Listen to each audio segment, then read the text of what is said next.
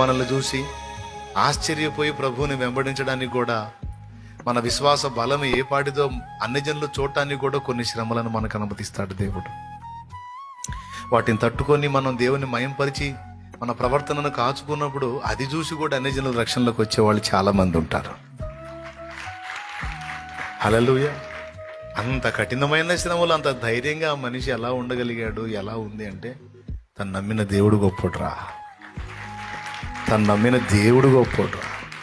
ఆ మహానుభావుడి వల్ల అలా నిలబడగలిగాను అని నిన్ను బట్టి దేవుని మహిమపరిచినట్లు సమస్త పరిస్థితుల యందు ప్రవర్తన చాలా ప్రాముఖ్యం బిడ్డలారా.